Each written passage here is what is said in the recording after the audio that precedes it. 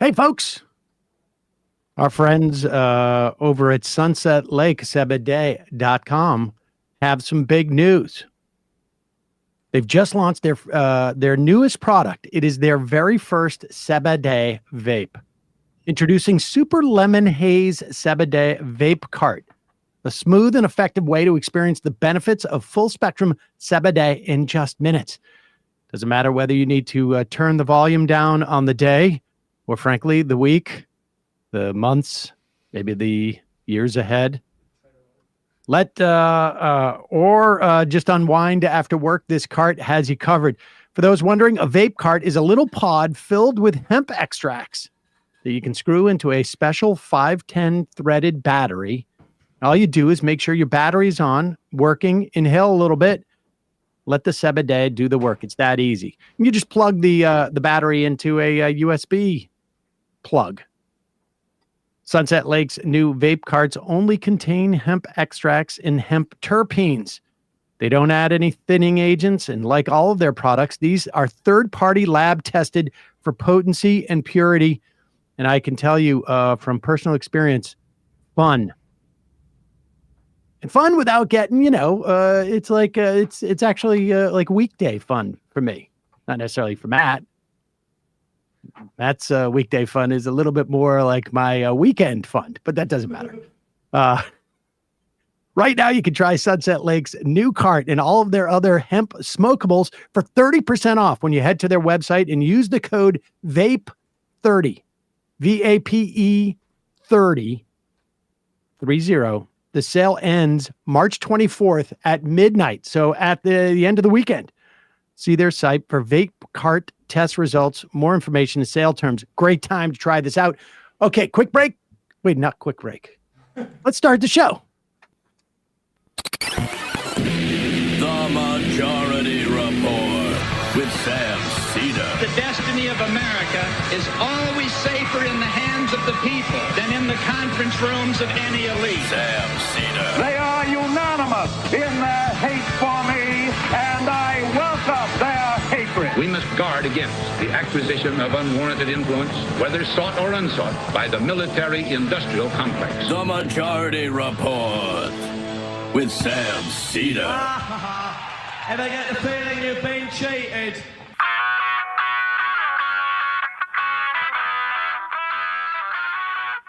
It is Friday, March 21st, 2025. My name is Sam Seder. This is the 5-time award-winning Majority Report. We are broadcasting live steps from the industrially ravaged Gowanus Canal in the heartland of America, downtown Brooklyn, USA. On the program today, Jamelle Bouie, New York Times opinion columnist and host of the podcast Unclear and Present Danger.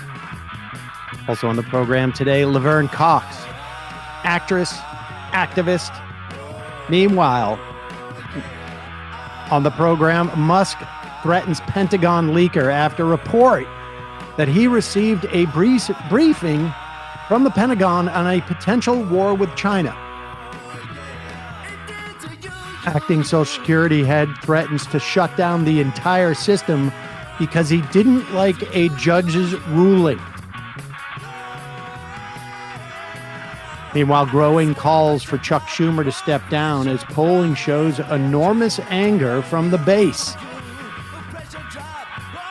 Meanwhile, a fight for direction of the Democratic Party pits neoliberal technocrats against a surging anti-oligarchy people power movement.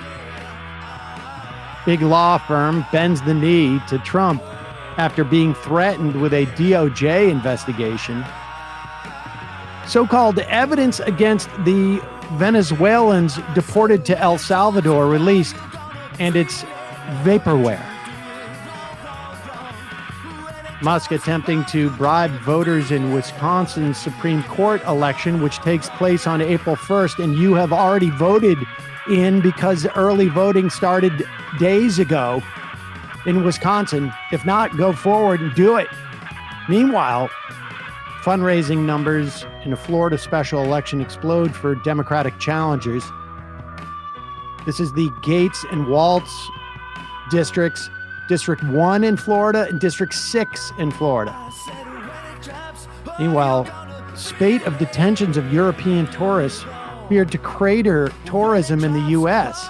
as the UK issues a travel warning.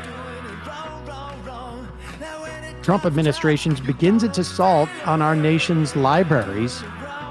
Yes. And J.D. Vance is the most disliked new vice president in history. All this and more on today's Majority Report. Welcome, ladies and gentlemen. Thanks so much for joining us. It is Emma. Oh, there you Casual go. Friday. It is Casual Friday. We didn't have that intro. So sorry about the show yesterday. What happened to that intro? Well, we're all getting used to it. I can't be expected to know what day it is. Yes, okay. Right? Sam barely knows. I honestly, like, for whatever reason this week, I have not been able to get the, like, I keep thinking we're coming back from break. We're starting the show. I don't know. Yeah. Well, apologies about yesterday, everybody. Not pregnant, although feels like it's inevitable whenever I say nausea that's what happens. But I've been dealing with this nausea for like a year now. I think I've figured out what's causing it. But sorry about the late delay yesterday. But you really went in depth with that. I mean, I don't think I did, but I just want to be transparent and.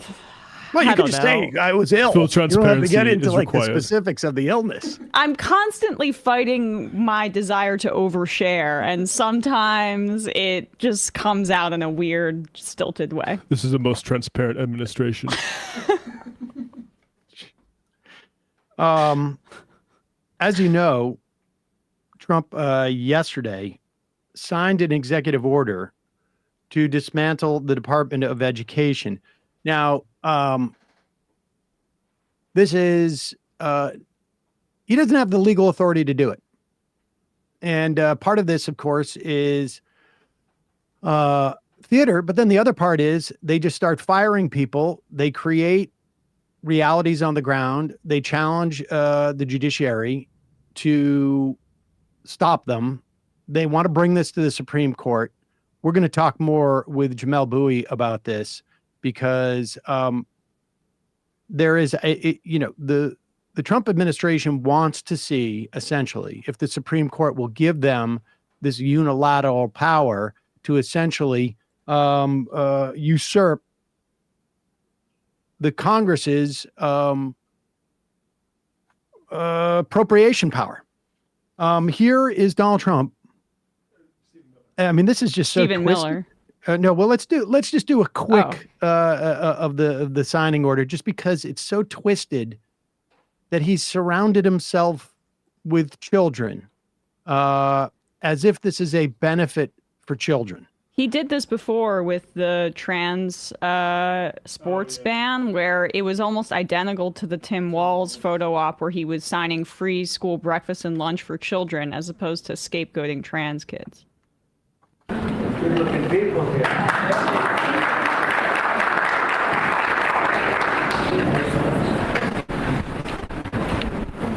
Should I do this? Are these all private school kids? I don't know. That's a good question. Maybe charter school, but they're all signing mini executive orders. This is his shtick now, like when he made that kid the Secret Service agent. Yeah, authoritarian kitsch. Dress up like me. Let's.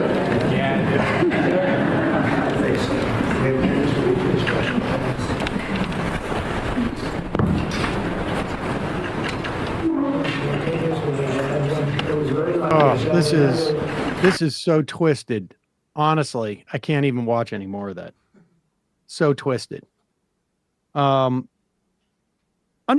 what this means. In the Department of Education, let's just briefly go over what they do. They basically have three major buckets of functions. One is to supplement local school systems, and specifically ones that are poor, rural and inner city, poor school systems. They provide more funding. They also provide funding specifically for things like special ed. and whether those those disabilities are physical or in terms of learning. The second thing that they do is basically enforce the right that children have to a free and minimally good, I guess, is the best way to put it, education. And that's through their Department of Civil Rights. They go in and basically enforce Title I of the Education Act. And then the third thing they do is manage student loans. Apparently, the Department of Education has had a tough time figuring out where they're going to offload these things. They're just probably looking for some type of private enterprise. This Office of Civil Rights is going to be the hardest hit by cuts. And that's what the Department of Education does. It just makes sure, and this is a department that was established in 1979. The first one happened in the wake of the Civil War.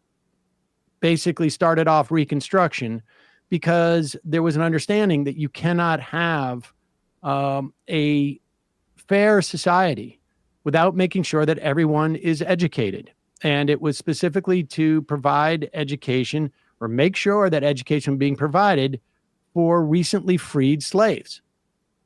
And in many respects, the Department of Education's mission, as started again in 1979, was very similar to, at least in spirit, to that, which is we cannot have a fair and equal society if poor people, marginalized people,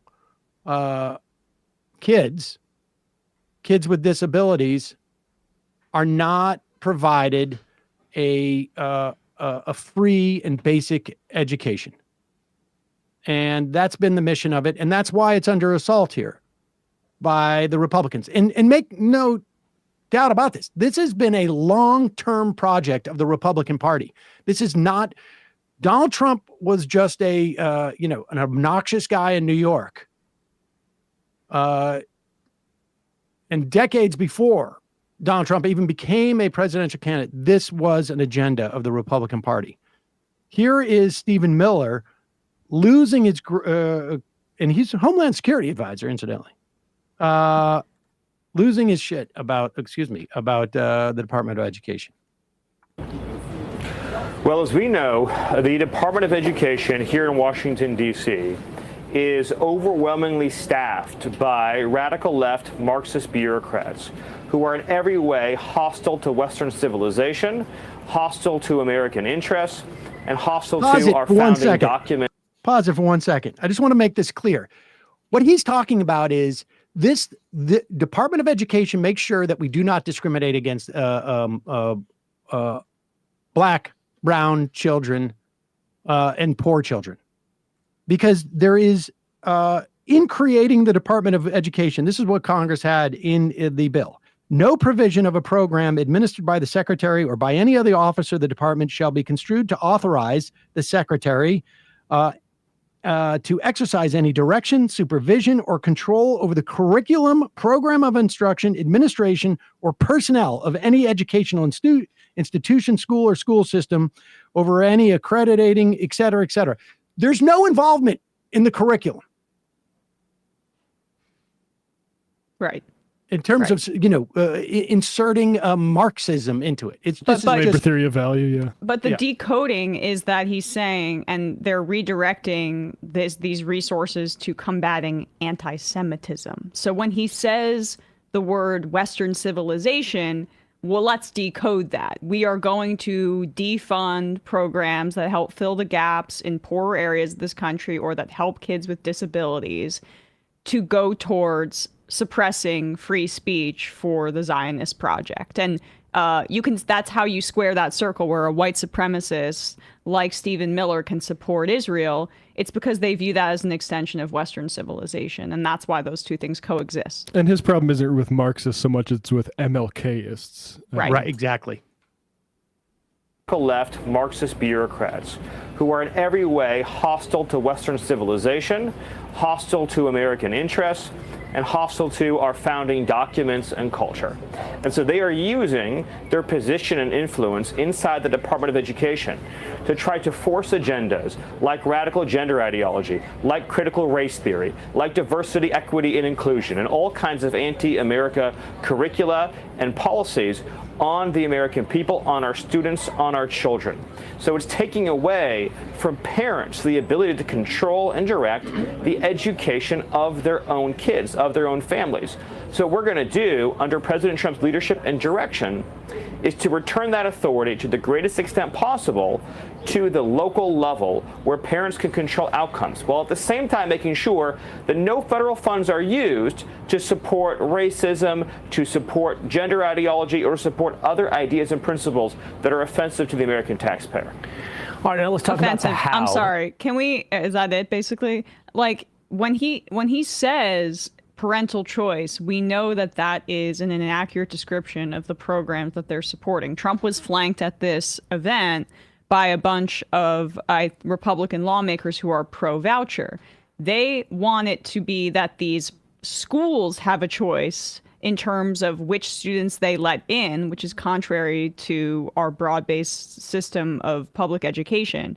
But what they want to do is create vouchers, redirecting public funds to subsidize parents to send their kids to private school. So it's quite literally taking money out of the pot of money that's supposed to be going to public education, giving vouchers to kids that may already, or parents that may already be sending their kids to private schools, and making it cheaper to send your kid to a private school. And these are parents that presumably already have the funds to do that. And private schools in this vision mean religious schools as well. Totally. Yeah, All which right, should be unconstitutional, but... Stephen, it would take, by most reports, an act of Congress to abolish the Department of Education. But it's expected that today, through executive orders, you can do much to dismantle the power of the DOE. So how will this affect what you just described? How will this stop what we've seen in the past from the DOE? Yes, so we've already seen in anticipation of this action, Secretary Linda McMahon announced her plans to lay off half of the bureaucratic workforce here in Washington, D.C. Obviously, those efforts are going to be scaled up, and so a major thing the president has full and complete control over is the federal workforce. Now, you mentioned a district court judge inevitably will try to interfere in that, but the president and the president alone has the authority to lay off federal workers, to decide how many people he needs to execute that mission. Congress has never set, this is an important point, Congress has never set an employment floor for the federal government or for departments of the government like the Department of Education. There's no floor. In other words, you don't have any minimum number of employees you have to have. So a big part of this is just shrinking that workforce down to its core minimal functions, and then working to give those funds over to states and over to communities and over to localities so they can direct how they're spent. But again, So understand that in this instance, what you're talking about is a destruction of the mission of the Department of Education. And those bureaucrats he's talking about are the people who are charged with making sure that schools provide the services that they are obligated to provide under federal law. That's basically it. And those services generally and largely involve providing for marginalized students, poor students, both rural and urban, basically people who are in jeopardy of being left behind. And I don't know. It remains to be seen if a court will be able to stop this. But you know who could have maybe stopped it? We'll talk more about Chuck Schumer later in the program. In a moment, we'll be talking to Jamelle Bouie. He is a opinion columnist for the from the New York Times, host of the Unclear and Present Danger podcast. Got a couple of sponsors today. It's that time of year, folks. Fast Growing Trees is the biggest online nursery in the U.S. with more than 10,000 different kinds of plants and over 2 million happy customers in the U.S. They have every possible version of tree, evergreen, fruit tree, plant that you could want. They got palm trees. They got evergreens. They got houseplants. Doesn't matter what you're interested in. They have it for you. It's a perfect fit. You can find the perfect fit for your climate and for your space. Fast Growing Trees makes it easy to order online. Your plants are shipped directly to your door in 1 to 2 days. And along with their 30-day Alive and Thrive guarantee, they offer free plant consultation forever. This is one of those sponsors that I was using for years before they became a sponsor. I was, frankly, very excited about it. I don't know if their trees are actually faster growing, but they ship 5 and 6 foot fruit trees that of just a huge range of varieties. So you can go down to your big box store. They got 2 crappy varieties of apples. I mean, I don't like to slag any apple varieties, but you get your delicious apple, completely misnamed. You can go on Fast Growing Trees. You can find things like Arkansas Black. You can find a wine sap. You can find Matsu. You can also find things like Korean pears. I mean, they've got everything. And they're bigger trees and they bear fruit quicker. Again, they have that 30-day Alive and Thrive guarantee. They have all sorts of consultation they can give you, both in terms of what is the proper tree or plant or shrubbery for your climate, and also what's the best way to, keep it alive and have it thrive. You can also, in your house, grow like lemon or avocado or olive or fig trees in your home. So if you don't have the space, you can still grow something really cool. Whether you want to add some privacy, shade, or natural beauty to your yard, Fast Growing Trees has in-house experts ready to help you make the right selection with growing and care advice available 24/7. This spring, they have the best deals online, up to half on select plants and other deals. And listeners to our show get an additional 15% off their first purchase when using the code MAJORITY at checkout. That's an additional 15% off at fastgrowingtrees.com. Using the code MAJORITY at checkout, fastgrowingtrees.com. Code MAJORITY, offer valid for a limited time. Terms and conditions may apply. Also, sponsoring the program today, one of my favorite breakfasts. You want to have a cereal, but you don't want all that sugar. You want to have a little more protein, maybe. Hello, Magic Spoon. I've been eating this stuff for, I don't know, like 7-8 years. And they have these flavors that are sort of like nostalgic for the olds like myself. Although I guess it's been the same flavors for all these years. They have things like fruity and cocoa and cinnamon roll, peanut butter, birthday cake, chocolate chip cookie, and more in terms of flavors. And now they also have turned their cereal into high protein treats that are light, crispy, taste like those classic crunchy cereal bars. Magic Spoon's treats are so delicious, they've already become my favorite snack. I know a lot of people eat them before or after the gym. I don't go to the gym. You still can eat them. Every serving of Magic Spoon high protein cereal has crazy macros: 13 grams of protein, 0 grams of sugar, 4 grams of net carbs. I mean, for me, it's the no sugar. That's what I'm trying to do. Avoid sugar. And it also makes me feel good about giving it to my kids because I don't want to just put a bowl of sugar in front of them for breakfast. The flavors for the high protein treats: chocolate, peanut butter, dark chocolate, and marshmallow. That is something that I have found to be a huge hit in terms of just dropping in my kids' backpack. Snacks, always want more. Get $5 off your next order at magicspoon.com/majority report, or look for Magic Spoon on Amazon or in your nearest grocery store. That's magicspoon.com/majority report for $5 off. We will put these coupon codes and links in the podcast and YouTube description. We're going to take a quick break. When we come back, we'll be talking to Jamelle Bouie, New York Times opinion columnist and host of the podcast Unclear and Present Danger. We'll be right back.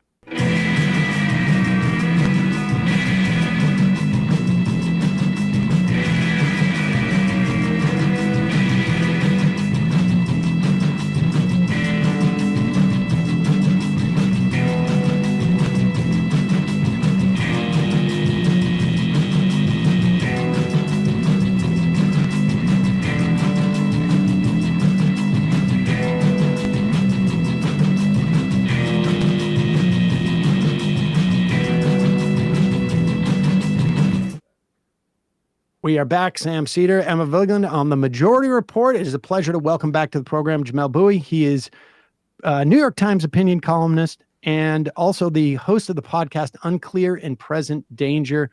Jamelle, welcome back to the program. Thank you for having me. This week, you wrote about a column in the New York Times and then sort of followed it up with a blog post about that column. Outlining the difference between, or I guess the move of the Trump administration from being unconstitutional to anti-constitutional. Walk us through broad strokes, the difference there. Sure. I think most people understand what it means. The system is unconstitutional. It violates the Constitution. The administration recently was rebuked for its attempt to try to ban transgender people from the American military. And that was straightforwardly the court that said that this was unconstitutional action. Straightforwardly, you can't just discriminate against categories of people like this. You can't just say this whole category cannot participate. That violates the Equal Protection Clause of the 14th Amendment. And it's a straightforward kind of, you're operating within a sphere of power you have, kind of determining the composition of the military, the standards, but you're doing a thing within that authority that's just not allowed. That's unconstitutional. Anti-constitutional is more just rejecting kind of the very premise of constitutionalism itself, which is that you as an official of the government are not the sovereign in the society, right? Like you can't determine who exists outside the law or within the law. You are merely an instrument of the Constitution. You're an instrument of the will of the people, so to speak. And you are bound by laws, and you are bound by laws, and you are bound to operate according to those laws. And as well, you operate in a system where the government is limited in the authority that it can exercise. It does not have unlimited authority to do whatever it wants. And it's clear to me, at least, that the administration, in addition to doing all these unconstitutional things, is clearly making a set of anti-constitutional claims. It's saying that it doesn't have to listen to the legislature, and the legislature makes spending decisions. Now, the Constitution clearly states the legislature has the power of the purse. But the administration is saying, we can just cancel whatever they say. We can destroy entire agencies without their input. We have actually the legislative authority. And that both violates the Constitution, but is also a statement of authority of being above the Constitution as well. And I describe that as anti-constitutional. This thing where the administration is basically renditioning non-citizens to El Salvador on the basis of an accusation of gang membership without due process, that's also anti-constitutional. It's not just a violation of the law. It's not just a violation of the due process clauses of the Constitution. It is a statement of power, of sovereign power, that I and the president have the right to decide, inherent in my authority, who gets to be here and who doesn't, and no one can review it. That is the kind of claim that you might find in a dictatorship, in an absolutist system, but it's explicitly against the very notion of a constitutional system. So I would throw that in there as well. Yeah, well, let's talk about that sort of paradox. How can you claim that the president has inherent authority when it only exists, that supersedes the Constitution, when any authority a president has, or even just the existence of the president, is literally defined by the existence of a Constitution? So this word inherent that the administration throws around, that, and I'm sure you'll remember this, that the Bush administration used to throw around a lot as well. This is the unitary. Like I was going to ask you, like, Executive how does this dovetail with the unitary executive theory?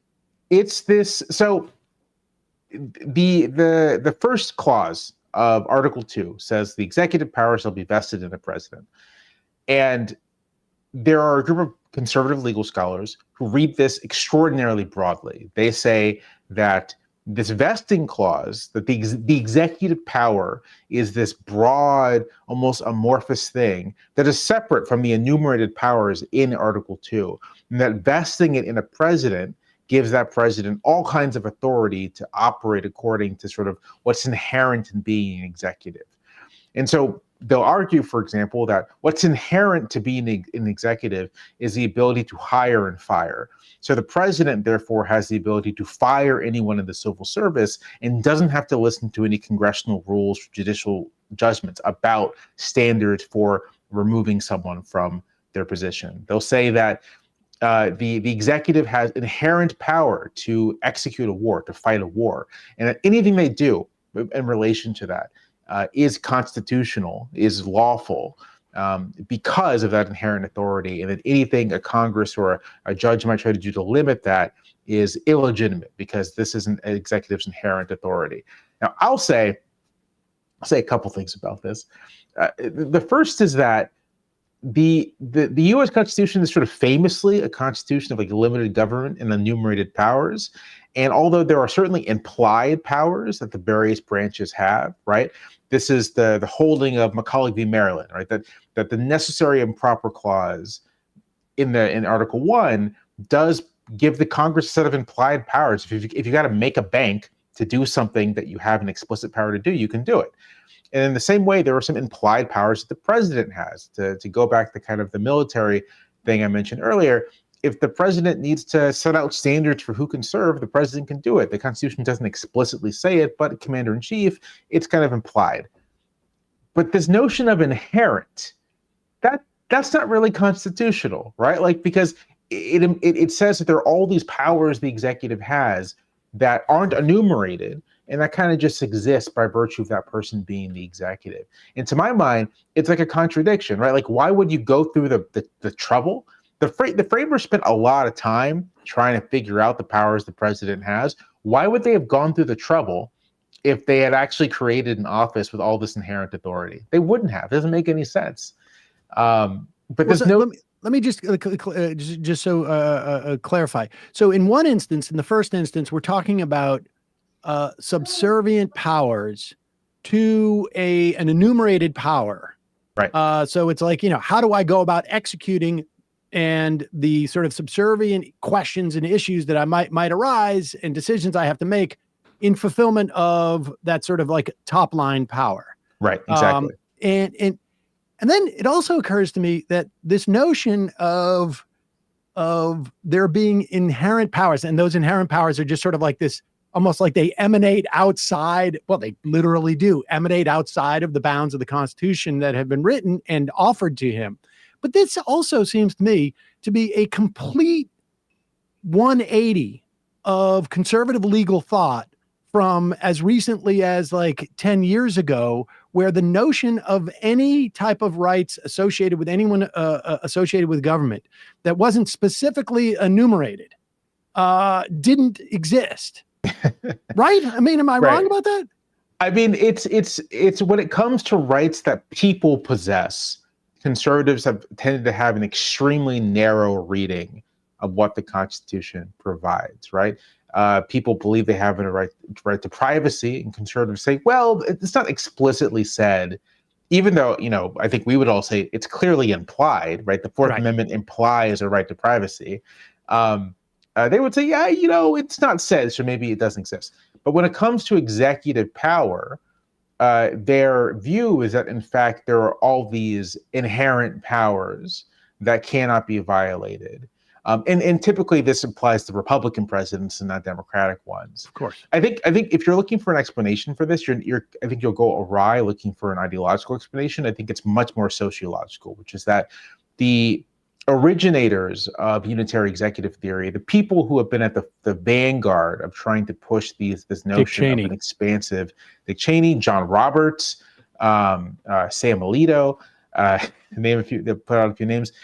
They cut their teeth basically in the post-Watergate era, when Congress, in response to Nixon, begins aggressively trying to limit the president, the War Powers Act, the Impoundment Control Act, the establishment of the FISA courts, like all these things that Congress begins to do to really try to limit the power of the presidency in the wake of Watergate, a scandal that we all know about. But it's worth saying that Nixon had won this one narrow popular vote victory and then this popular vote landslide.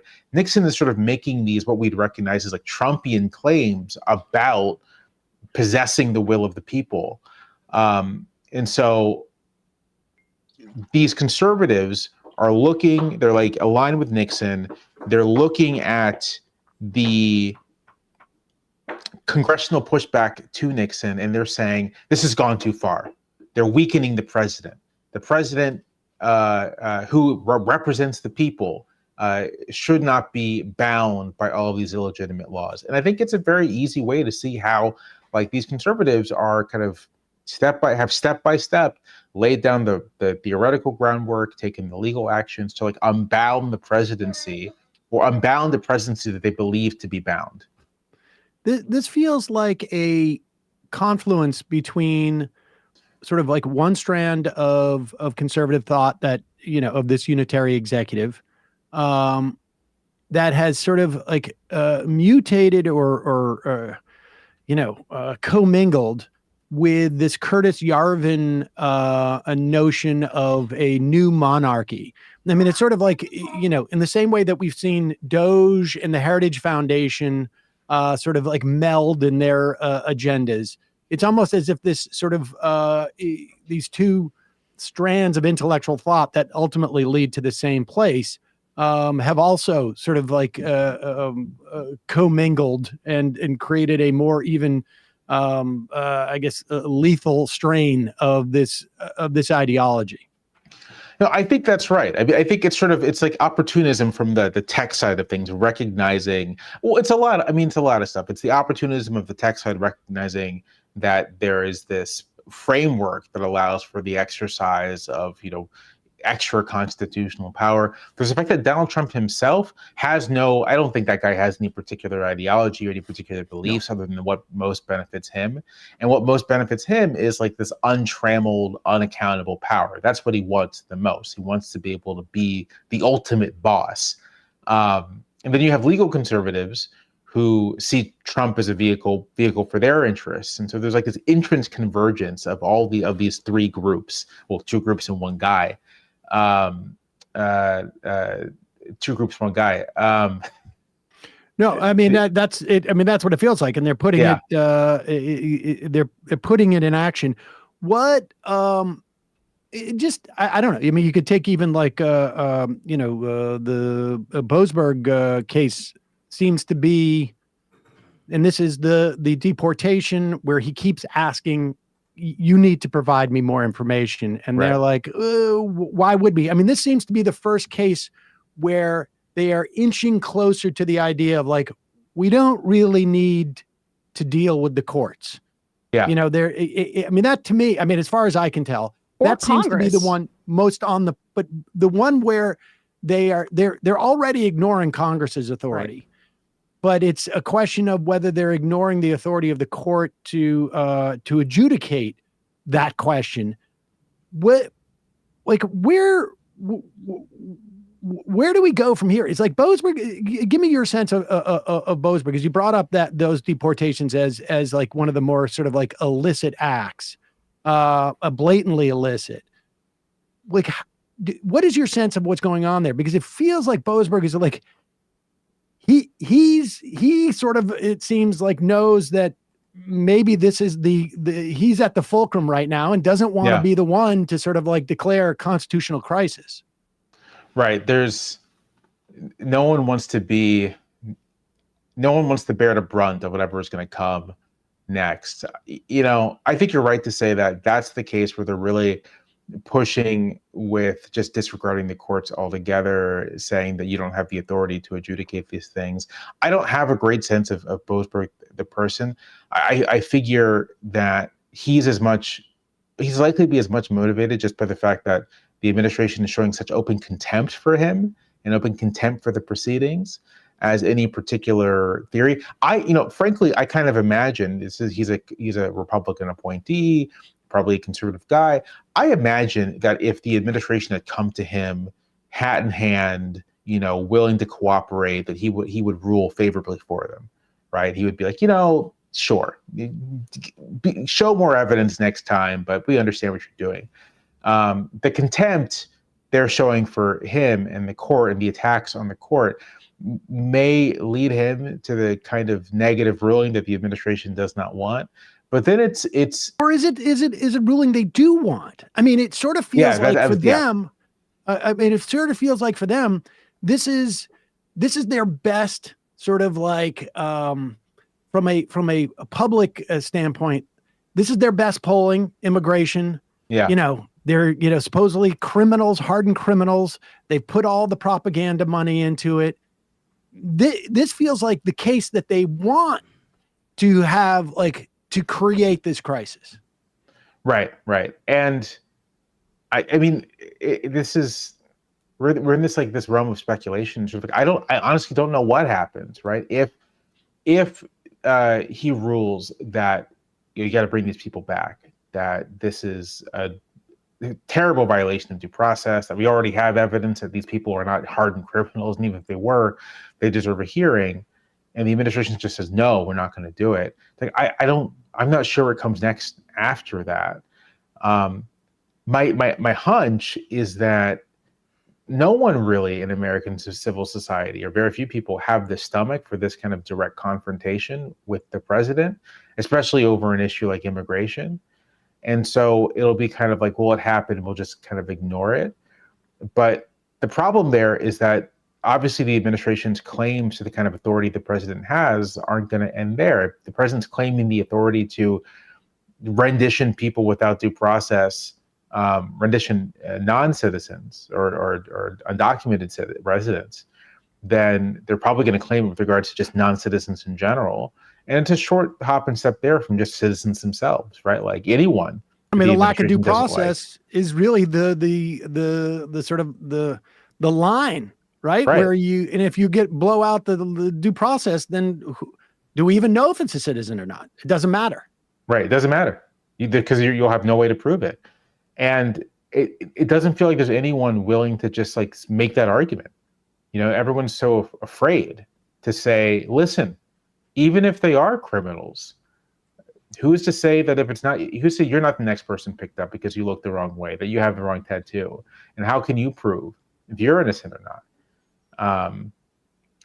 This is a little bit of an aside, but I continue to find the way that so many political actors are treating Trump as if he did win a landslide, and not as if he won the most exceedingly narrow victory you could win on basically the basis of groceries are too expensive. And so, to my mind, those are great grounds for political contestation, right? Like, you can say, what does this have to do with getting prices down? What does that have to do with anything? This is just like power-hungry nonsense. But there's this fear. And the more the fear is allowed, the more the administration's allowed to act unchecked by civil society and political society, the more that fear just grows and the more real effective power they can claim, even if they don't have the legal power. Well, I'm glad you added that aside, because literally the next thing I wanted to talk about was Chuck Schumer and the seeming, I don't know if it's a lack of alarm or if it's a lack of will or just bad strategy. And depending on which day of this past week you've seen him on television in his evolving sort of attempt to justify both at least the tactical failure. I mean, I like, when Hakeem Jeffries and Nancy Pelosi are going, when Nancy Pelosi's saying, you're something for nothing, and Hakeem Jeffries won't answer a question as to whether you should maintain in leadership, and you've got a cascading sort of, it seems to me, process of saying it's time for him to go. He failed. I mean, just as a leader, he failed. Even if you could somehow, agree with his strategy, I don't. But what is your take on this? Like, are we just looking at an ossified leadership? I mean, or just incompetent one?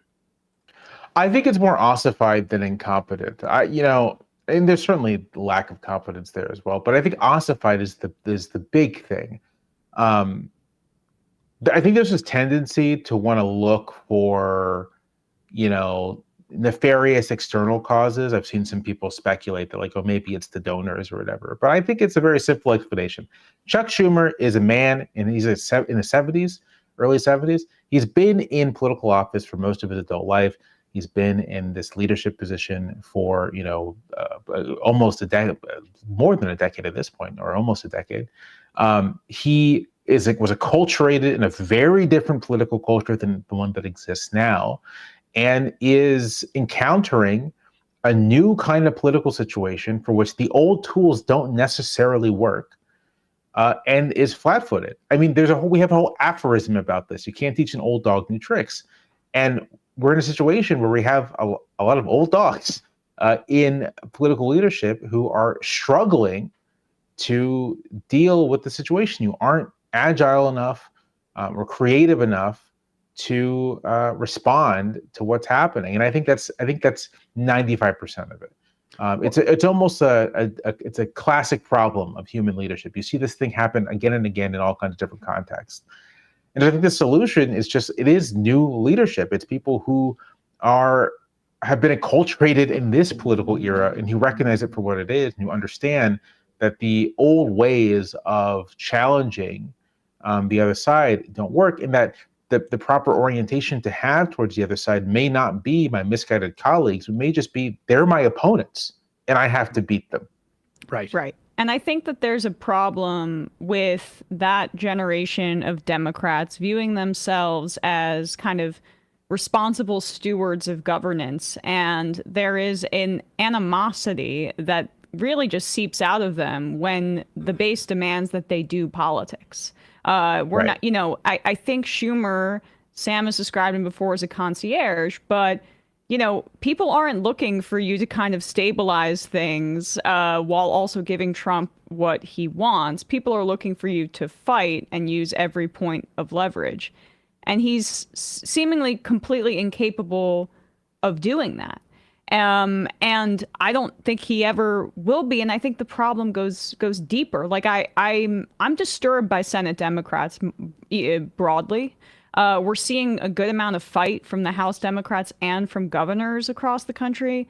But Senate Democrats, I feel like ossified is the best word for them. They have become so obsessed with institutional maintenance that I don't think they know what their role is other than that. There is, it's a wonderful novel, but I encountered it first as a movie, the great film The Leopard from 1960. And there's a lie, I believe it's both in the movie and the film, where a character, and the story is about Sicilian nobles at the time of the Italian unification. And there's a line one of the nobles has where he says, to keep things the same, things will have to change, right? That you have these Democrats, this generation of Democrats, who want kind of a stable, well-ordered political system, and think that the way to get there is to maintain the old ways. But this is a situation where if you want to maintain that status quo, if you want that back, you actually have to change. You have to behave in ways, you have to try strategies that may appear to be radical, in order to have the capacity to at least try to go back to the way things were. And that paradox, I think they're having a really hard time with.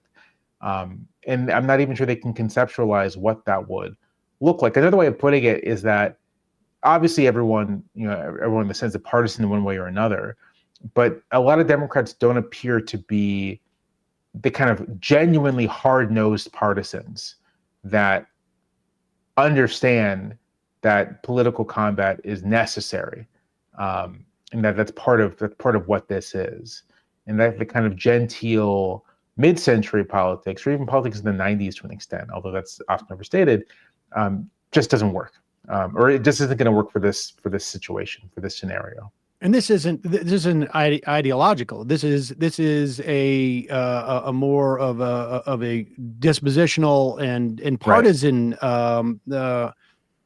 critique. And you know, I'm sort of agnostic as to why at this point why Schumer did what he did. The sort of the second. The sort of third order, I guess, is about it's like how poorly he managed his, the House, which was also like, if you're going to do this, why did you do it so badly that you're getting blowback from the House? But that's also a second order issue. Like, what do you think the underlying strategy should have been? Like, what should Schumer have done? Well, I think this goes all the way back to the beginning of Trump's term, which feels like it was 3 years ago, but it was 60 days ago. Gosh. The initial strategy was clearly, so first of all, I don't think that Schumer or Democratic leadership, and I find this bizarre, had any sense of how radical and far gone things were going to get as quickly as they did. I figured that was going to be the case, right? I'm not going to say they had been saying it. Right, they've been telegraphing it and saying it that we're really gonna go for it. And supposedly that's what the Democrats were running on, believing that sincerely, and now they clearly didn't believe it sincerely, and I think voters picked up on that. I think that they lost, and Trump won the popular vote, and even though it was the tiniest margin, this persuaded a lot of people, including I think Democrats in Congress, that the public was with Trump, right? And so we have to throw him a bone. We have to be accommodationist in some way, shape, or form. And so the initial strategy is sort of like, we'll oppose the worst nominees for cabinet positions, but we'll throw some votes, and we'll confirm people who seem mainstream. That was the original sin, I think, right then and there, because it's hard to jump from that to a position of like maximal opposition. It's hard to sort of like finesse that. And Schumer couldn't. Schumer could not finesse in a transition from we're going to give him the benefit of the doubt to now we're going to let the government shut down because he's too dangerous a threat. He was a dangerous threat the whole time. So why now and not then? I think that the way things should have gone is that from the jump, from the top, we're not going to give any votes to Trump nominees. They're all going to be unqualified. They're all going to be destructive, and our fingerprints are going to touch any of it. And if they want to do a partisan funding bill, we're not going to touch that either.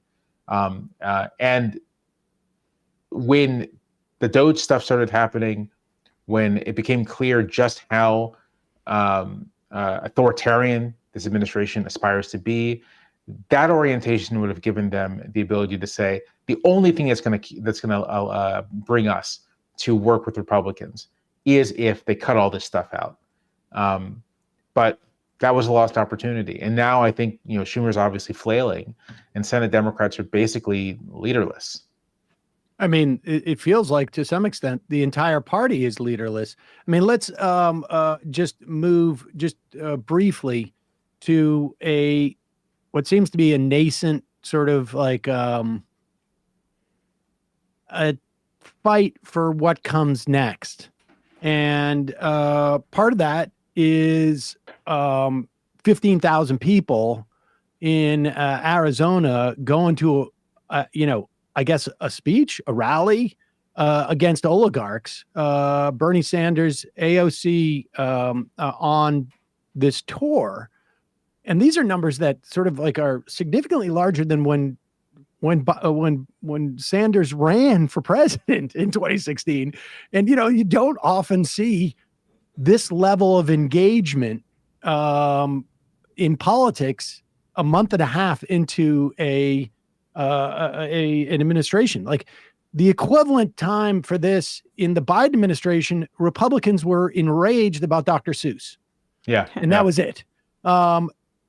Simultaneously, there's this sort of new maybe new, maybe not new, economic doctrine of abundance that is being really aggressively pushed, like in a way that I don't ever recall seeing. It's ostensibly from a book by Ezra Klein and I can't grasp Derek Thompson at the Eric Thompson.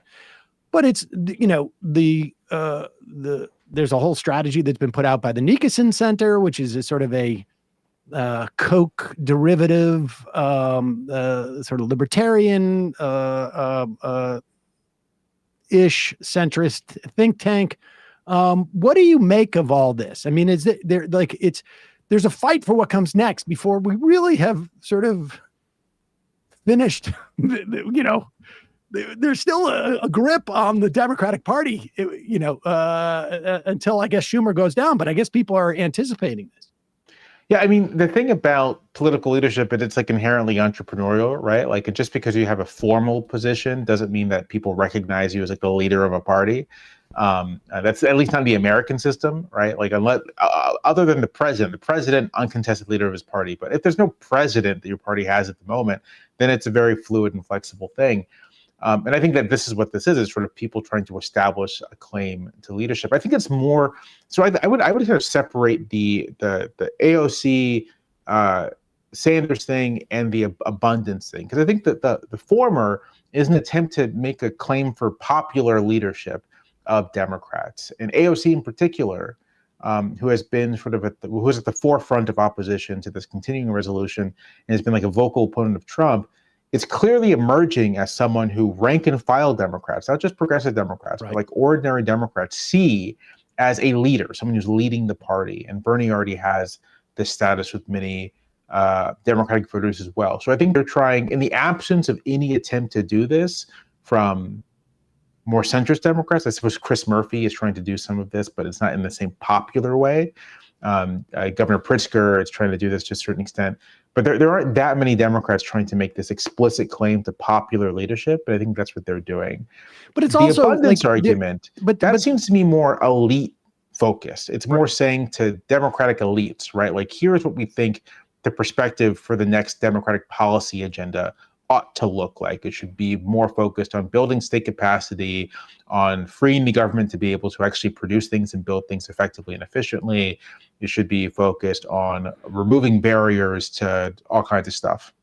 Right. But and that argument, you can have that argument. I don't necessarily think it goes far enough, right? It's not, we have to build affordable I mean, it's not just zoning stuff, but like it feels like to me, this is an effort to have the same folks making the arguments about where the Democratic Party should go from here while reframing it and calling it abundance and cutting out the existing critics that were saying that this is the wrong way to go, while still centering these same voices in the conversation. Like what AOC and Bernie are doing is building off of the discontent, and basically it's a bit of a victory lap, I guess, for their brand of politics.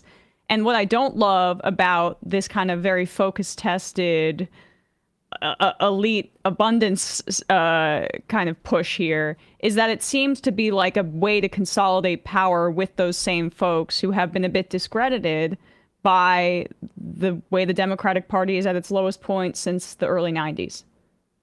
So I'm actually not sure that's the case, in part because the abundance folks aren't really making a political argument, right? This is actually one of the criticisms of the book, is that it doesn't have much of a theory of politics behind it. That it really is, it's much more technocratic than that.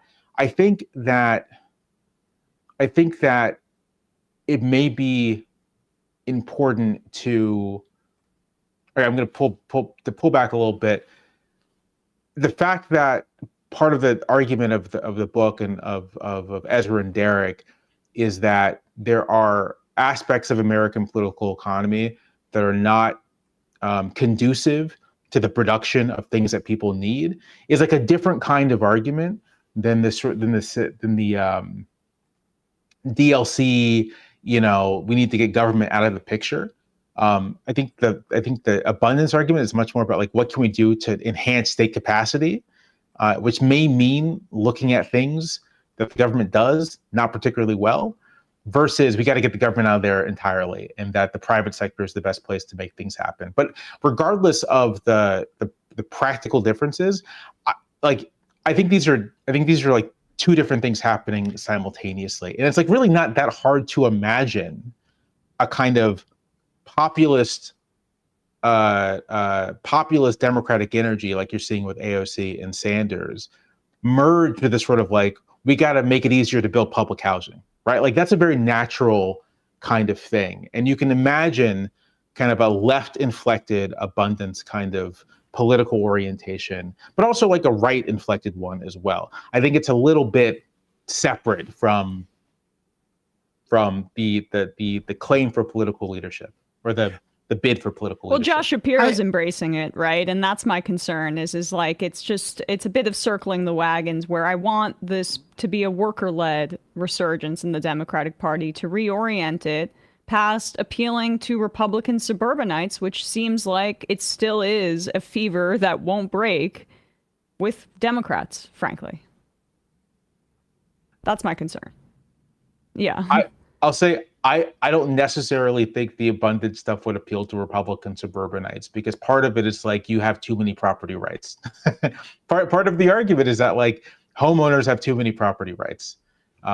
This is why I'm not sure it's a political thing, because the actual politics of it are kind of not popular with even some of the new members of the Democratic coalition. I think I live in a college town, and I will say for 100%, when you say to people, it should be easier to tear down a shack and build like a public apartment, they lose their minds. And these are liberal Democratic voters.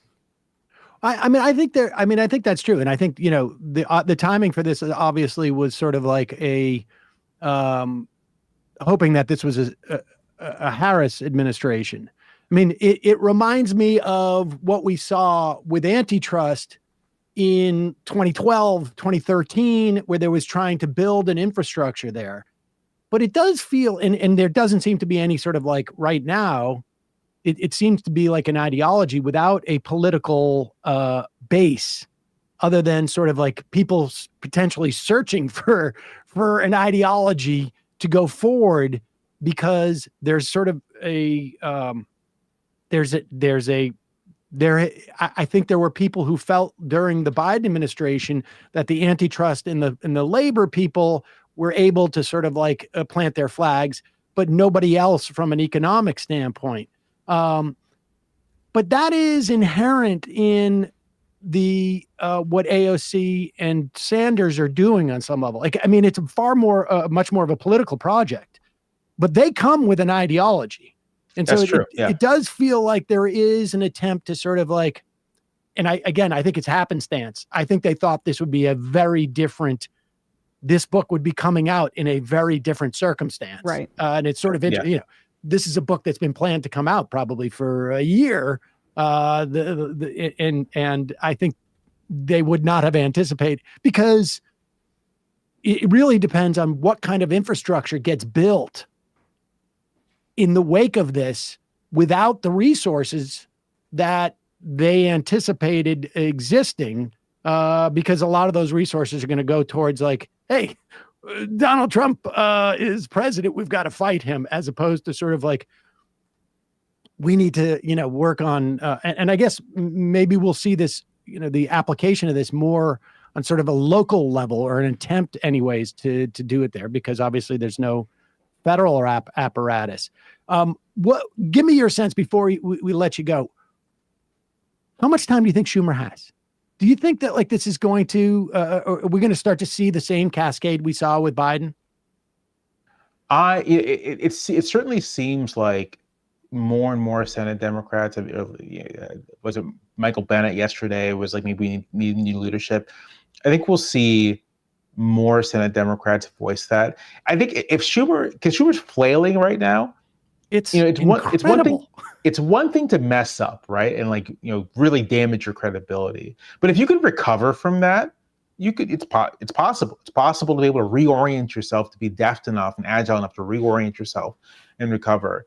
But he's just flailing the entire time, and I think the more he flails and the more kind of pathetic it kind of looks, the more you'll see Democrats just say, we got to get someone new. And so as far as how much time he has, I don't know, it could be a month, could be a week, or maybe there's no will within the caucus at all to find new leadership. If that's what happens, then I think things are way worse than we even think now. Totally. It does feel like that time where everybody was like, well, let's wait if Biden comes out and gives a really banger interview and prove that he can do this. But I think Schumer had a, really like a sort of a multi-layered level of a mess up. He both chose a strategy that was not aligned with the base, and then was incapable of communicating it to his peers and to the House. And now seems to be incapable of delivering some type of explanation, as you say, in media. Jamelle Bouie, New York Times opinion columnist and host of the podcast Unclear and Present Danger. We'll put links to all of that, of course. Thanks so much for joining us. Always a pleasure. Oh, my pleasure. Thanks, you. Jamelle.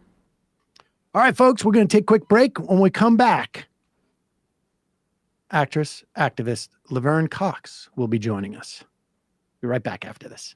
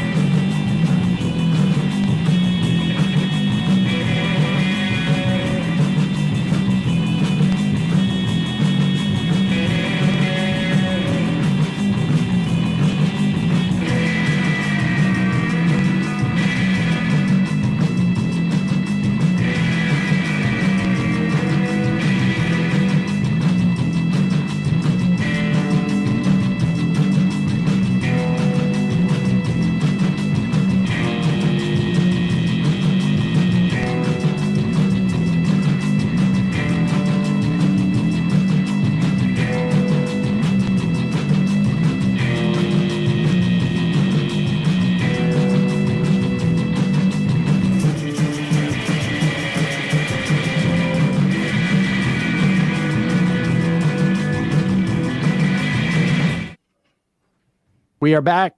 Sam Seder, Emma Vigeland on the Majority Report. Real pleasure to welcome to the program Laverne Cox. I can't even say Vigeland coming back. I don't know what's happening to me. I'm having a rolling twice with stroke. Vigeland I don't in the know what's show. going on. Luckily, Laverne Cox. I watch regularly, and I've heard you butcher so many people's names. I appreciate don't that. take it personally, and I have such a deep respect for you. I have to tell one thing I have to tell you is that I'm in Los Angeles now, and I forgot to pack my Bergonia hoodie that I had hoped to wear on my first appearance in the Majority Report. So I am so sorry I left it in New York. And I also want to say that over the years that I've been watching the Majority Report, my political education has really grown, and I'm super grateful for that and for the work you're doing. Side note, I posted a little clip of your one of your many discussions on Social Security on my Instagram. It got lots of engagement, and I heard from a lot of my followers and friends that they learned things that they did not know about Social Security. So, well, thank you. The work is happening. Spreading the word on Social Security, much appreciated and much needed. Yeah. Yeah. All righty. What do you want to talk about? Well, I mean, I'd like to just start. I mean, and we can get, it is Casual Friday. We can get lighter as we go. But I mean, this is there's a lot of things going on that have people distressed now. But one of them, obviously is, and this has been growing, it seems, or you tell me, like, it feels like the past couple of years, certainly we've seen it from a legislative standpoint, but like, and obviously you're not exactly situated like every other trans person or and whatnot, but you're an activist, you're in the community.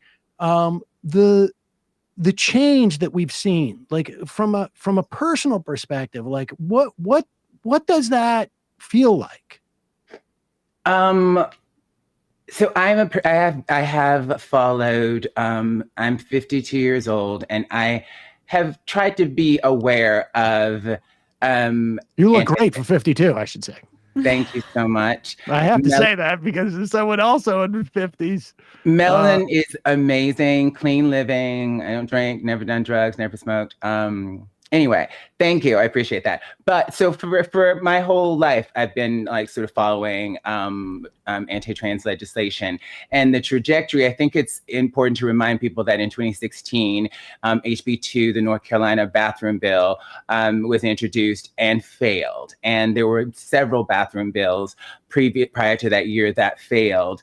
And once that failure happened, organizations like Alliance Defending Freedom, which has been sort of at the forefront of a lot of this anti-trans legislation, did focus groups and asked people what trans issue would, sort of most galvanize you to be anti-trans, and they started with sports. The first anti-trans sports bill was introduced in 2019. It failed, but by 2021, the first sports ban on trans girls competing in sports was passed in 2021, and now I believe it's 24 states have bans on trans girls competing in sports.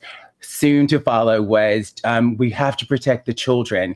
These LGBTQ people are indoctrinating our children, and they use this old thing. But and then it started with gender affirming care bans for kids. Now 26 states, I believe, ban those. So it's simultaneously a propagandistic measure that's happened in right-wing media that they've pushed. I mean, if you watched Fox News, because I did the research, if you watch Fox News between 2019 and 2023, you would think that trans people were dominating in sports and taking over, because every other story, there were literally hundreds of stories on trans people in sports on Fox News, in conjunction with Alliance Defending Freedom presenting this legislation in mostly, Republican-led legislators. We can, sort of talk about how all that happened post 2010. And so what the sports thing did was create a permission structure for people to dehumanize trans people that led to what about the children, that now we do have bathroom bans, right? The bathroom bans didn't work in 2016, but now several states, Florida, several states have bathroom bans that criminalize trans folks using the bathroom that aligns with our gender identity. Obviously, we'll get to the federal in a second, but one thing that I think this is all leading to is what Michael Knowles said several years ago. We want to eradicate transgenderism from public life. There's a recent bill that was introduced in Texas. It's House bill. It's not likely to pass, but I just want to make note of it because it's, I believe, a precursor. It's House Bill 3871 that was introduced in Texas, and Texas is at the forefront of discriminating against trans people. And that law would make it a felony to assert that you are a gender other than you were assigned at birth to an employer or to the government. It would be a felony. I think 2 years in prison, $10,000 fines, $25,000 fines, but 2 years in jail. So to assert your transness in Texas would be a felony. It's not likely to pass this session, but they're going to keep reintroducing it. And what we're seeing now, particularly with people like Gavin Newsom and so much of the Democratic Party, who are capitulating to and conceding to right-wing talking points about trans people, his sort of just saying, he thinks it's not fair, creates a permission structure for trans people just to be dehumanized across the board. And to watch in the media, in congressional hearings, in Supreme Court confirmation hearings, the dehumanization of trans people. And when I talk about dehumanization, I love what Brene Brown says about it in her book, Braving the Wilderness. She says that when we dehumanize using primarily words and images to move a particular group into a place of moral exclusion, meaning that like we as human beings are not hardwired to harm each other, to discriminate, to commit violence against someone.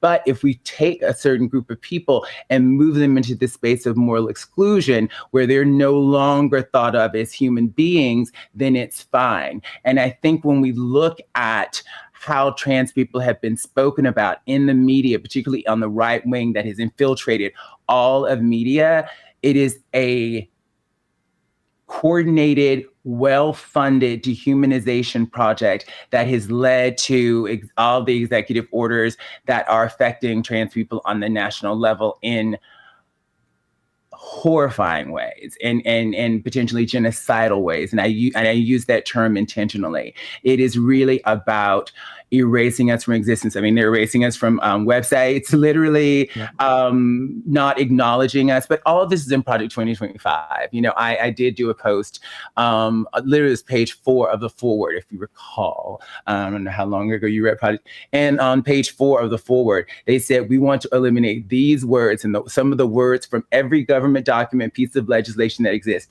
The words were gender equality, gender equity, gender identity, sexual orientation, diversity, equity, inclusion, reproductive rights, etc. And they're doing it. We see it in real time. I mean, it's a scary thing to read about, and now to watch everything that they've sort of written about come to fruition is horrifying. And I'm just going to focus on the trans folks, but this is across the board, the dehumanization of undocumented people. I mean, it is just so culturally, and then the relationship between there's a lot of and I want to ask you guys about this because you're steeped in this. A lot of folks when they talk about trans issues or abortion, they call it culture war issues. I prefer civil rights issues instead of that language. And then they also say that it's a distraction. And I get the argument that it's a distraction because we understand that there's a capitalist agenda here, that there's a plutocrats trying to take over everything. But when you read a Project 2025, it's so clear that the Christian nationalist agenda is about a certain kind of patriarchal white supremacist order that is constantly intersecting with capitalism, right? So I don't think it's a distraction. For me, I think it's part of an overall plan that is white supremacist, patriarchal, capitalist in a way that's predatory. What do you think about that?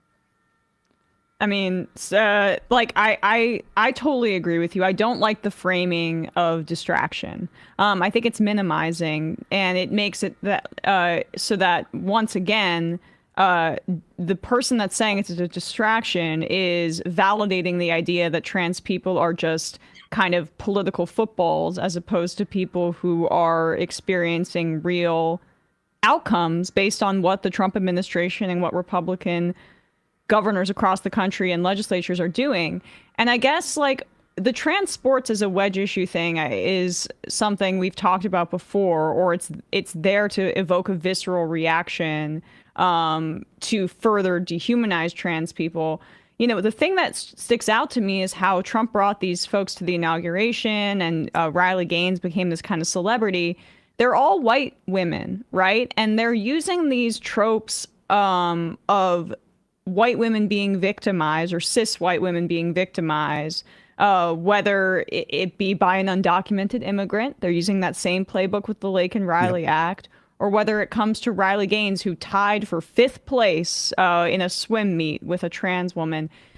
They're using age-old tropes about protecting white female purity to discriminate against all these groups, and then we're told, oh, this is a distraction. No, this is just white supremacy and Christian nationalism again. Absolutely. And what we're seeing too, and AOC made this point, like, how do you enforce a bathroom ban, right? Are there going to be police outside bathrooms sort of inspecting genitals? How do you enforce the sports ban, right? Are we inspecting people's genitalia? But then what we're seeing in real time empirically is that there are gender police, trans investigators saying, oh, I think a man just went into the bathroom. And we see many cases on TikTok where usually women of color have been accosted in bathrooms. You're a man, you shouldn't be in here. And they're not men. They're not even trans. They don't identify as trans. They're just cisgender women who are trying to use the bathroom. So what we know is that these anti-trans laws affect all women in negative ways. I mean, the Imani Khalif situation at the Olympics last year. I mean, there's so few trans athletes that we have to invent them. That was so incredibly shameful. And how, the J.K. Rowlings and Trumps continue to assert that she's trans and she's not is sort of an indication. There's a certain kind of, but then that again is linked to a certain kind of white supremacist delusion that wants womanhood to be a certain kind of woman. But it's linked to capital and race. I would add that what you're talking about, to just go further in that connection, is you're talking about control as if we're talking about a piece of property. And ultimately, this is a property right that goes along within the context of that hierarchy. We don't hear that much about trans men in the context of these things. And I think that is a part of the conscious effort by, sort of like making it clear when we put people in front of the women's bathroom, because we're protecting our property, women's bodies, essentially, we have the ability to inspect it. And that inspection also sort of edifies the idea this is our property. We would inspect it as we would inspect any other goods that are, traveling across state lines or, and this all, I think, ties in. I mean, I think there's no doubt that the use of this by the right was in part distracting, but really ultimately to feed in and essentially fire up those cylinders from an easy entrance from their perspective in sort of like triggering that notion of hierarchy and triggering that notion of patriarchy, which both functions within the context of Christian nationalism and within the context of capitalism, because, I just remember Paul Ryan with that fake story about the brown bag lunch of kids and the whole push in that era of Republicans to talk about rich people as being morally righteous and poor people not being. I mean, this is why Donald Trump was able to get on that stage with 8 other Republicans and completely blow them away, because George Bush had set the table. We need a CEO presidency. The idea of moral righteousness being a function of how much money you have. So who's going to argue with Donald Trump? Definitionally, everything he says is correct because he's, a supposed billionaire. And that's where it begins to tie in. It's no coincidence that, kings were there because God said they could be. They were the sort of the first stop on the hierarchy. They also had all the money. And that's where this all sort of, I think, sort of like it combined. So, I was on The View promoting my new show, Clean Slate, currently streaming on Prime Video. Well, I want to talk about that too, but. But when I was on The View, I said that they're focused on the wrong 1%. That it is not trans people who are the reasons for the price of eggs, and that we can't, housing prices are through the roof and people can't afford healthcare. Trans people are not the reason. There is another 1% that is responsible for that. And the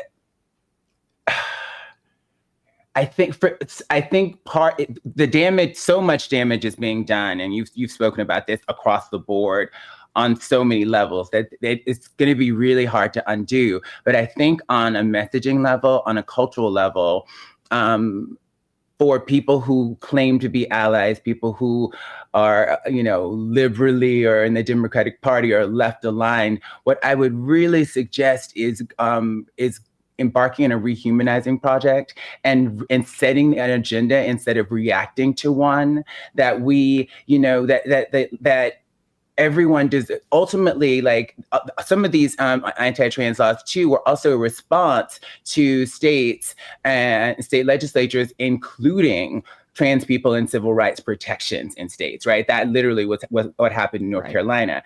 But so we have to rehumanize trans people. And that is about language. When we use words like chemical castration, mutilation of children, surgeries on trans, all of that language is false and it's dehumanizing. So we have to, and I don't want to be language police. And I think that we get really tricky around people feeling censored, but language matters. And for me, I think thinking about whether this language is dehumanizing or not.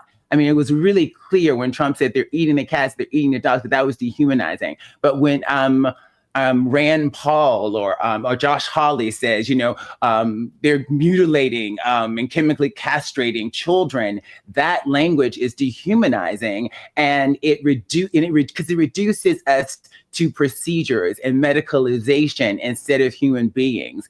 There was a recent bill in two bills in Montana that one would ban drag altogether, and another one, I forget, was another anti-trans bill. And Zoe Zephyr got up and made this impassioned speech, and then a Republican woman stood up in support of her, and they overturned this bill. And I think part of it is that these legislators in Montana know Zoe and work with her. And most Americans don't actually know a trans person. They've met her child. She is human to them. And that is so much of the work. And since most Americans don't know someone trans, the media is really important in that. And that's part of what I try to do with my work as an artist, as an actress, as a documentary filmmaker, et cetera, is to humanize us and invite people to see us as human beings and not as these sort of made up fictional characters that have come to sort of ruin humanity. Well, that's part of what your show, I think, is getting such praise for, right? For Clean Slate, is it's like this very, recognizable and warm, heartfelt comedy show, but it's like modern, but it doesn't. It's not cloying, right? Like the relationship that you have with your father is very familiar for people. Like, were you, I'm sure the answer is yes, but you were thinking of course, I'd imagine about the political context of the time when you signed on to do this show. And I saw a clip, this is a bit of an aside, the other day of an old clip of Joan Rivers talking to RuPaul about how he was even able to get Drag Race on the air. And he was saying there are times of contraction where society is more conservative, but there are also, this was in the Obama years, and there was more openness to this. Yeah. But it just feels very important that that this show is coming out at this particular time. Well, we've been working on the show we started developing the show 7 years ago. It's the first show that scripted show that I've co-created, executive produced, and starred in.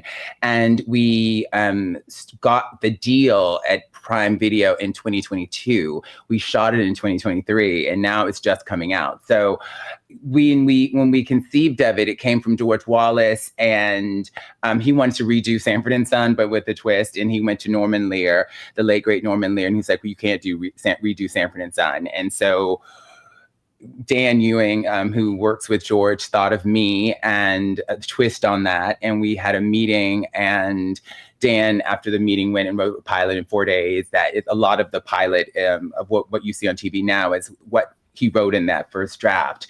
And it was really about, for me, I mean, I'm from Mobile, Alabama, so it's loosely based on my life, but it was about how do we connect across generations? How do we find our ways back to each other. She was deeply traumatized by her father, who she felt didn't protect her when she was a child, which I didn't feel protected as a gender nonconforming kid growing up in Alabama. And she she's in the art world, and she's found that she's consistently chosen unavailable men because of the first unavailable man in her life, and her therapist.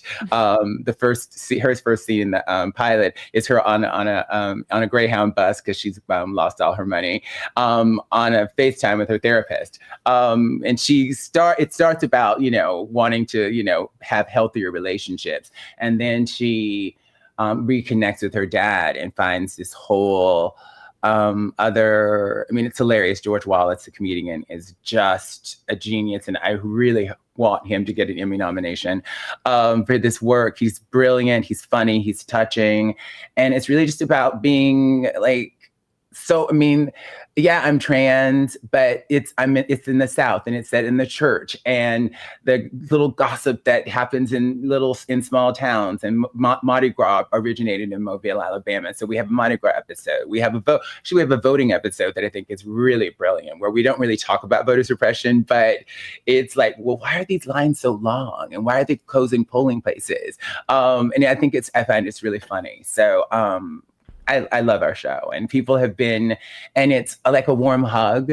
It's not overtly political, but it's political because, I guess because I'm a trans woman starring in it, in 2025, and I'm a human being, and we're human, and people get to see that and connect. And I believe that is a huge part of what needs to happen, and that we need to push back when, and I think we can't consort with people like Charlie Kirk and folks who just want to dehumanize us and erase us from existence. I feel like it's like negotiating with terrorists. There's no middle ground when someone wants you extinguished. It's just, you can't do it.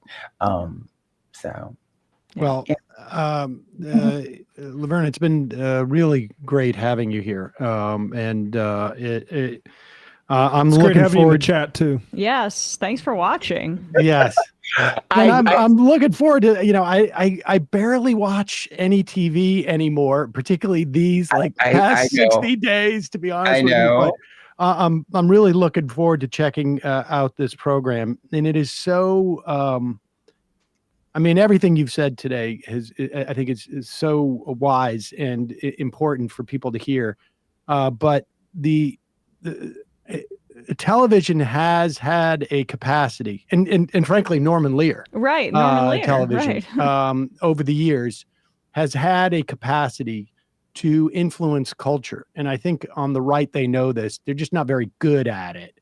But they've been very good in the podcast world. They've been very 100%. Good at infiltrating in non-political ways, like non-political programs, and then all of a sudden they become right-coded, and they introduce all the misogyny, and then it becomes this whole thing. So they've cracked the code, really, in terms of new media, and we don't have a monoculture. Well, they've always, you mentioned Charlie Kirk. He's taking over Dennis Prager's 12 to 2 slot on about 100 affiliates. He's going to have about 500 affiliates, basically supplanting where Rush Limbaugh was. And they've always had in many respects, a stranglehold on that type of media in this country. And even, Limbaugh, so much of his early days, in addition to being sort of like a right-wing conspiracy theorist around the Clintons, but a lot of it was sort of like more, self-helpy. And you see people, guys like Dave Ramsey who get into something like that, and Jordan Peterson. That is an angle. But when it comes to actually sort of like producing fictional comedy stories, fortunately, for whatever Lady reason, Ballers isn't quite hitting. But this is this is. I think it's great, and it's very important for people, because it to rebuild that sort of like sense that the trans people are human in the context of our culture, when we have so much dehumanization going on. I think it's and two more things I'm going to say. And it's not if you're not a parent of a trans child or a healthcare professional or the trans child itself, it's actually none of your business. These are not questions that should be up for public debate and that for legislators to be talking about. These are healthcare decisions. It's none of your business what's happening in someone's doctor's office with their child. When a child has cancer and a doctor says this is the treatment, the government isn't legislating and like passing bills to say you can't do it. It's none of your business. And so I think like even making it a debate is ridiculous and is the beginning of like my identity, my humanity is not up for debate. Like my right to healthcare, my right to my body is not up for debate. The rights of parents, right? Like that are in sort of the hypocrisy of all that. So I needed to say that. And then I had a DM exchange with Matt, and I've been throwing this out there, and I know it's not immediate and we need immediate action and resistance, but I've been thinking about like because money is the root of so much of this. Sam, the brilliant Sam Seder, what do you think about ballot initiatives? They would need to be funded in all 50 states that we, get the word out and messaging where the people would vote to get money out of politics, to take money, super PACs, but also just any kind of corporate funding of elections. Is that something that's feasible? Obviously, it's going to take organizing. It's going to take a minute.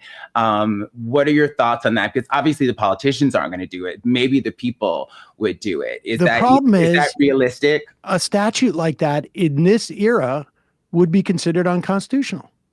I mean, that's the problem, is that we have a Supreme Court. Citizens United. We have a Citizens United and Buckley v. Vallejo, like the entire, we have been, headed there. There was at one point a move to sort of attempt to change the Constitution and do a constitutional convention. The problem is that when you open that Pandora's box, there's no way to limit that constitutional convention to that one specific provision. And when you're going up against huge hundreds of millions of dollars that is going to push back on that, there's a whole host of things they could usher in. But I do think that as a political matter, a constitutional convention is different from ballot initiatives, but the ballot initiative would be, I mean, it's, I don't know if you could do it on a federal level. Like the ballot initiatives, state by state, you might be able to keep it out of state races depending on what the constitutions are in those specific states. But I think it was North Dakota that there was a case that was brought that there was an attempt by the North Dakota Supreme Court to curb corporate spending in these races, and I need to go back, because it's 5 or 6 years ago now, maybe longer.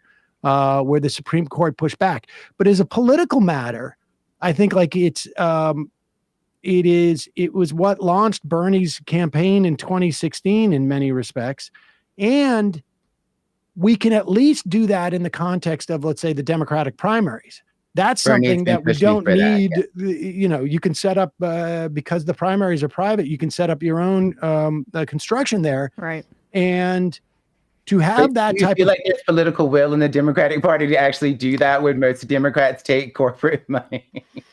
I think it's minimal, but you got 15,000 people who just went into a Coliseum in Arizona in the middle, for what, there's elections aren't until next year. To just express frustration. Maybe we start with Democratic primaries, then with ballot initiatives. Then maybe it's about Democratic primaries. It's just like, how do we? And then Matt and I were talking about this too. How do we ultimately? Because we're so divided.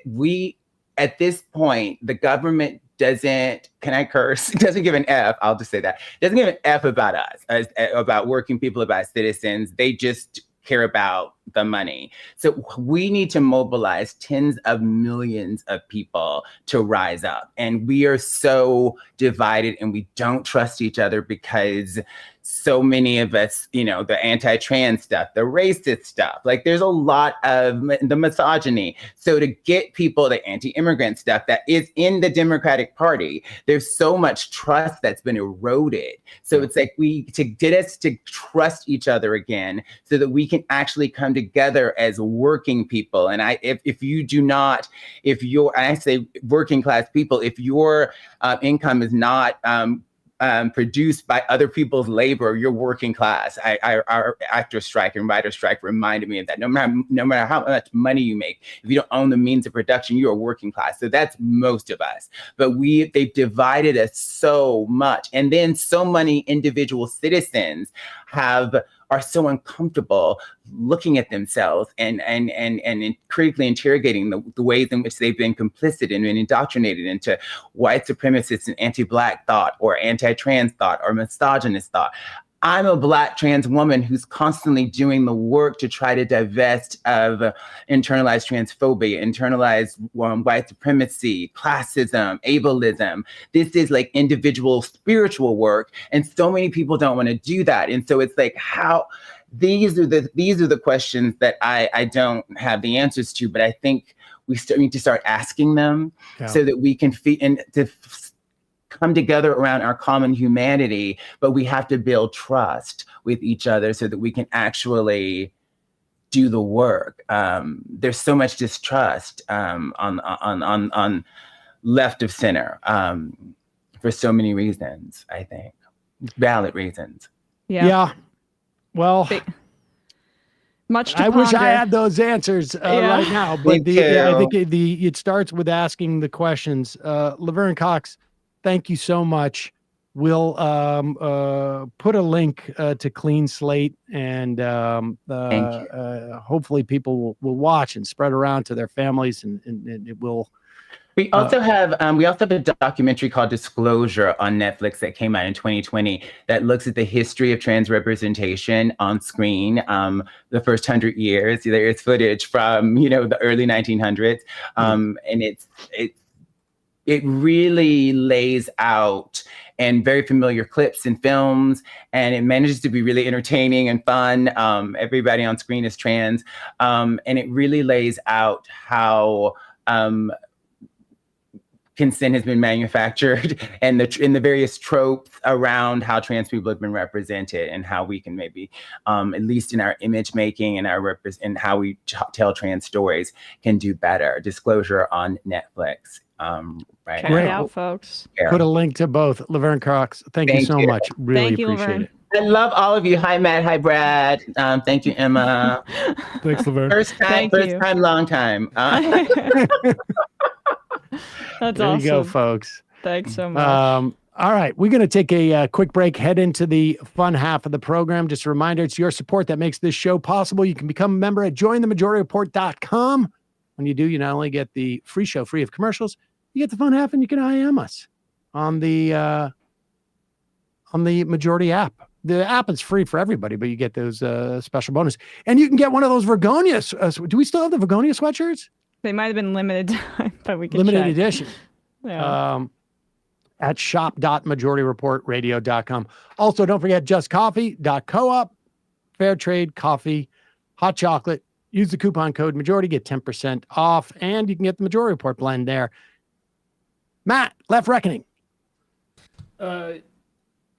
Yeah, Left Reckoning. We got Jean Bajelon on this week in patreon.com/Left Reckoning. It's going to be for Patreon members on the Sunday show. That's an exclusive for Patreon members, talking about Erdogan, Turkey, the Kurds, and all that good stuff. So check that out, patreon.com/Left Reckoning for the Sunday show.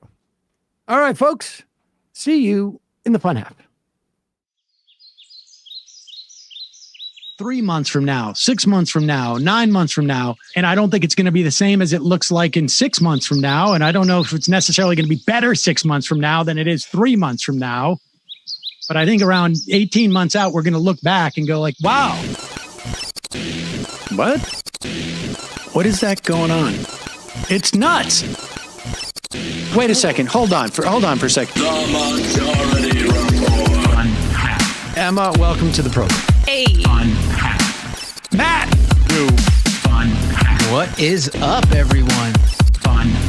Nomi Key. You did it. Let's go, Brandon. Let's go, Brandon. Bradley, you want to say hello? Sorry to disappoint everyone. I'm just a random guy. It's all the boys today. Fundamentally false. No, I'm sorry. Women's talking Oh, for a wow. second and let me finish. Where is this coming from, dude? But dude, You want to smoke this? 7-8. Yes. Hi, it's me. This me? Yes. Is this me? Is it me? It is you.